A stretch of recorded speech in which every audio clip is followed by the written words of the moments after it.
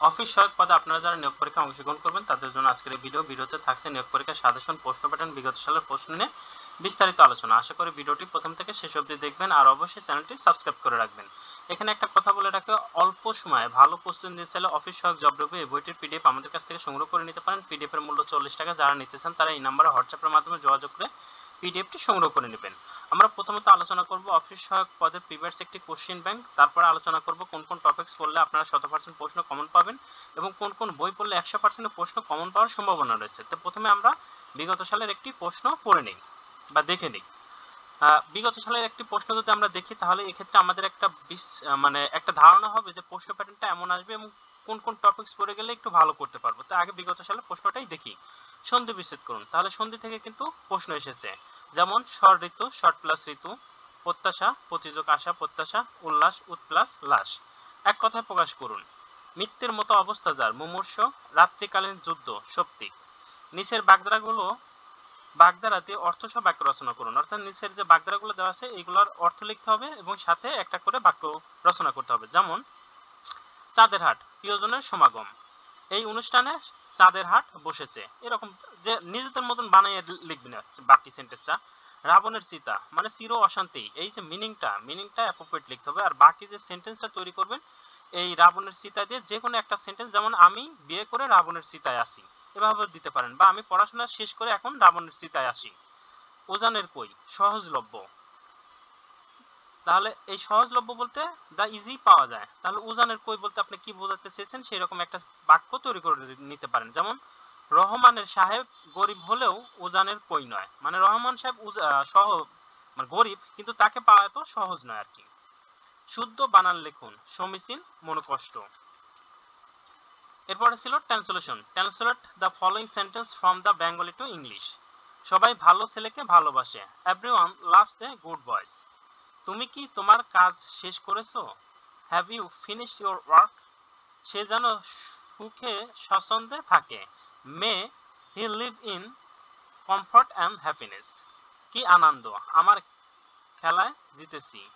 Hurray, we have win the games. সে কিছুই রেখে যায়নি, হি হ্যাজ লিভড নাথিং।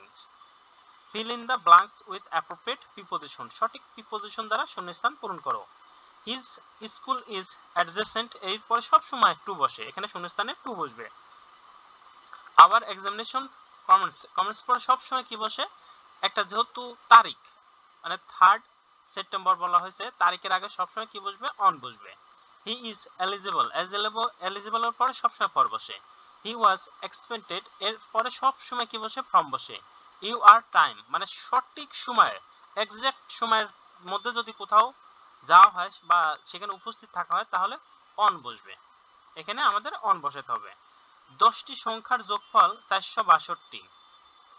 এদের প্রথম 4টির গড় 52 এবং শেষের 5টির গড় 38। পঞ্চম সংখ্যাটি কত? আমাদের এটা ক্যালকুলেশন করে উত্তর করতে হবে। ক্যালকুলেশন না করে যদি আমরা শর্টকাট করি তাহলে কিন্তু আমরা মার্কস পাবো না। ক্যালকুলেশন করেই উত্তর করতে হবে। ক্যালকুলেশন করলে উত্তর আসে 64। একটি দ্রব্যের বিক্রয় মূল্য এবং ক্রয় মূল্যের পার্থক্য 100 টাকা। 20% হারে লাভ করতে হলে দ্রব্যটির বিক্রয় মূল্য কত হবে? তাহলে আমরা ক্যালকুলেশন করলে অবশ্যই বিক্রয় মূল্য কত আসবে, এখানে বলা হয়েছে দ্রব্যটির বিক্রয় মূল্য কত হবে, দ্রব্যটির বিক্রয় মূল্য 600 টাকা আসবে। নিচের প্রশ্নগুলোর উত্তর দিন, মানে সাধারণ জ্ঞান। বাংলাদেশের সমুদ্র বন্দর কয়টি ও কি কি? বাংলাদেশের সমুদ্র বন্দর আমরা সবাই জানি, কি কি তাও জানি। আন্তর্জাতিক ফুটবল ফেডারেশনের সদর দপ্তর কোথায় অবস্থিত? এটা জুরিখ, সুইজারল্যান্ডে অবস্থিত। বাংলাদেশের সর্বোচ্চ আদালতের নাম কি? Supreme court. বিশ্বের পর্যটন দিবস কোন তারিখে পালিত হয়? 27 সেপ্টেম্বর।